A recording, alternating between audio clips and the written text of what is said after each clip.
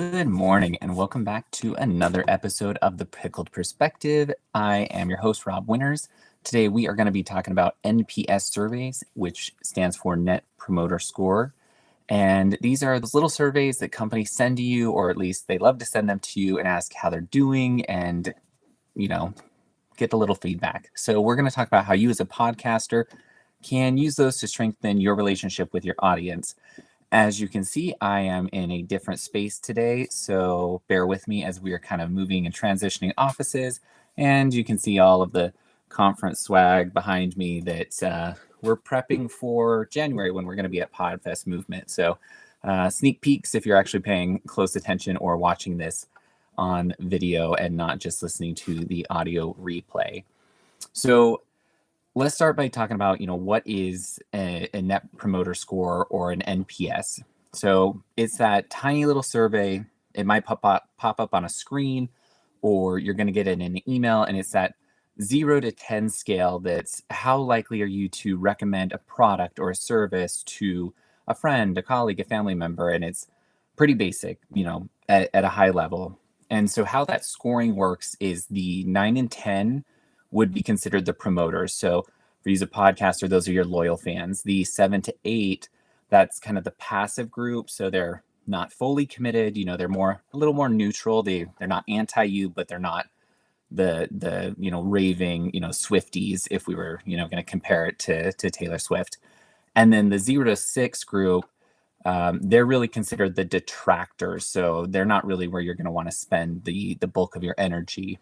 And when you're calculating that NPS score, the way that works is you take the percentage of your promoters, that'd be the 9 to the 10, and you would subtract the percent of your detractors. So that'd be the 0 to 6, and that equals your NPS score.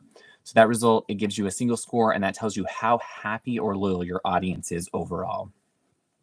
So why does a company use it? At the end of the day, the most basic reason, it's to gauge loyalty. So the NPS, it's really like a health check for your brand. So are people excited enough to recommend us? So the reason I wanted to talk about this today is I received one of these from Amazon Web Services this morning, which is the platform we primarily do development on. Amazon is very widely used. Alternatives would be things like Microsoft Azure. It's not that it's better, it's just different. So they're trying, a lot of their questions, it started with that 1 to 10, and then based on my response, I received a follow-up survey with dozens more questions, which I was 100% willing to answer, because they're like, we'll give you $100 credit on your next bill. Of course I'm going to answer your questions. I will give you my 15 minutes. But for that first question to hook me, that 0 to 10, if I'm not in the 9 to 10, I get that follow-up survey. I clearly was not in a 9 to 10, so they want to know why. But it's that health check of how are they doing? Am I happy? Am I going to be loyal to them? Am I going to switch services? So like I just said, it gives that company the ability to dig deeper if I'm not saying I'm fully committed to them. It also allows them to spot trends. So companies, they can use that NPS score to identify patterns over time. So I think I get those NPS surveys from Amazon at least every 6 months. It might even be quarterly. I don't truly pay that much attention to how often they're coming, but they're not incredibly frequent, but I'm at least getting them more than once per year. So I would say twice, maybe 3 or 4 times. They're clearly saving that data and somebody's analyzing it, but they can look at that to see for myself. And obviously they're not just looking at me, they're analyzing this data in bulk across their customer base. But are they seeing a huge drop of, are people shifting from loyal to the more passive to unhappy, or up? So, people could be getting happier. It doesn't mean they're always getting unhappy, but you can use this data to really start to look for those trends. And it also lets you improve your offering. So especially with those follow-up surveys, like the one I mentioned, where yes, they enticed me with a treat of $100 credit on a bill, which it doesn't always have to be something like that. You could just tell somebody, hey, I'm going to give you access to bonus content. So it does not have to be a financial component that you're giving people to get them to answer another question or two. And also, the 15-minute survey that Amazon had me answer, like, that's pretty rare that you're going to get me to do that without a financial component.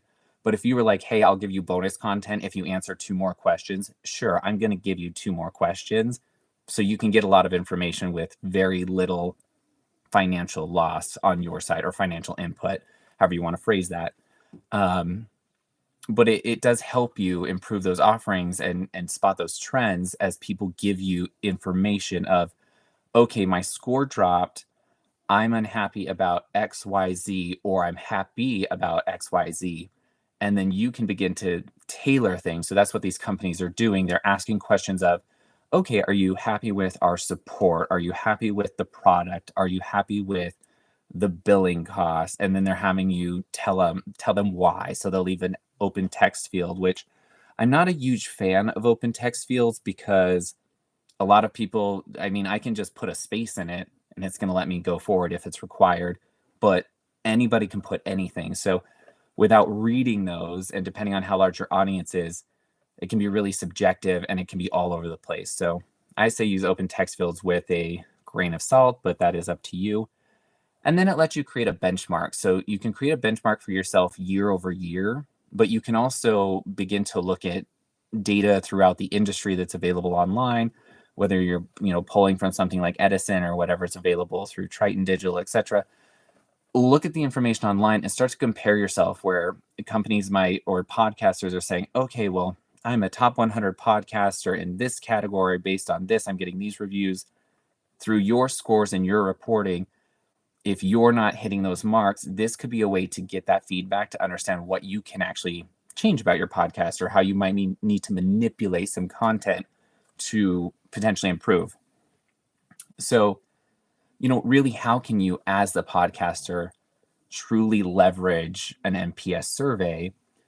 And at the end of the day, it is about engaging your listeners or your community and asking them, how am I doing, or how are we doing if you have multiple hosts on the show? So it's an honest invitation for feedback. And again, if it's a 0 to 10, it's not as potentially brutal if you're not asking them for a review necessarily, or saying, hey, tell us how this episode was. So you're not getting sometimes that harsh criticism people don't like, when people can enter their actual words and feelings. It's just 0 to 10. Yeah, a 0 is going to hurt if you get a 0, but it's not as bad as somebody telling you they hate your show. Not that they're going to do that if they're your listeners. I doubt they hate your show. But this way you can start to get that information of, okay, I have 100 listeners or 50 listeners, or maybe you have 1,000 listeners. Where do they fall on this scale? Are they that 9, 10? They're completely loyal. They love everything I'm doing. Are they that 7, 8? They're a little more passive. Why are they passive? So you're listening. Are you listening consistently? Are you only tuning into some episodes? Or that 0 to 6, you're not listening. You're uninterested. You're very rarely tuning in. Why are you, maybe even answering this? You don't seem to care. So that's going to help you segment your listeners. You're going to know who your top listeners are. You can also begin to follow up with, what episodes or what, seasons, depending on how long your podcast has been running, helped you to get to that score for the podcast overall. What was it? You could also ask about pain points. So is it audio quality? Is it topic relevance, episode length? Is it me as the host? Do you not like the sound of my voice? Am I bugging you? Lots of things like that. So you can also then focus on some of those potential pain points to resolve it. And then look for who your super fans are, because your super fans, which are those 9s and 10s, they're your brand ambassadors. So those are the people who give them some free bonus content. If you're going to a conference, find out if they're going to be there. You want to meet those people, connect with them in person. These are the people who are going to sing the praises of your podcast because they already love it. So you really don't have to do any work to make them love it. They're telling you they love it, but now work on that, one-to-one connection. I've talked about this before, the engagement. So within the PodOps platform, we let you do one-to-one texting. This is another way. If you can find out who your super fans are, if you can text them, if you can meet them in person, if you can invite them to participate in an episode if it's relevant. Those are ways you can really strengthen that bond, and they'll sing your praises. It's going to make such a difference for you. So definitely leverage them. And then act on the feedback. So if people are telling you that, okay, the episodes are too long, I'm not saying completely revamp your show and go from 60-minute episodes to 10-minute episodes, but maybe if you have a 60-minute show, for a month you try 30-minute shows or 45-minute shows or something to that effect, where you make a change for a short period to see, do you see increased plays and downloads? And then potentially resurvey just the group that had kind of complained to see if there's an increase in the scores or if there's no change. If there's no change there, then potentially there's no making these people happy, and it doesn't matter, and revert. But also if it's audio quality, well, you should clean up the audio quality no matter what. That's a given. If it's, we hate the intro, we hate the outro, try mixing it up. That can never hurt. So it's always an improvement. So it's an iterative process, but definitely take those pain points and act on that feedback. And then for the people, not just the super fans, but those who are in that 7 and 8 group, find ways to, potentially look at bringing them up. So is there a way that you can connect with them, find out what would intrigue them more? Are there topics they want to hear about? Are there episodes they were interested in that you didn't dig deep enough into, or they want follow-up episodes? So depending on what your topic is, there could be more. Maybe they're just not feeling that you're giving them quite enough. So you could also be elevating those individuals. And then for tools that you can use, you don't need to break the bank on this. You can use Google Forms, so that's a free option. Typeform, which I think has a free trial, is very popular and easy to use. I'm sure you've probably seen it, even if you don't know the name. They are very good about, they have kind of the one question survey. You hit enter, it'll go to the next page. Very simple. For distribution, of course, within PodOps, you can send it out via email or SMS. There's also tools like MailChimp, and then putting these things on social media. So you can also run polls there if you need to. So, leverage what you have and also look for free resources. So kind of recapping that, NPS surveys, they're not just for companies. You're probably being bombarded by them right now because we are at end of year. So as Q4 wraps up and we're in the midst of the holiday season, companies want to make sure that they are connecting with everybody. They're hitting sales goals. They're making sure people are happy. They're coming and buying, blah, blah, blah. But you as a podcaster can use these things to understand your audience, your listeners. These can kind of be your secret weapon to build your stronger, more loyal community. And so, maybe make it a challenge for yourself to create that first listener survey this week, get it out to your audience, see how they're doing. I'd love to hear if any of you were able to get that out, what the responses look like.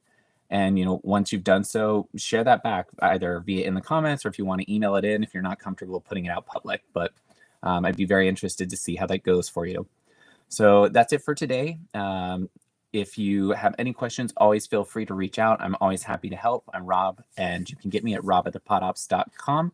As always, happy creating, and thank you for tuning in.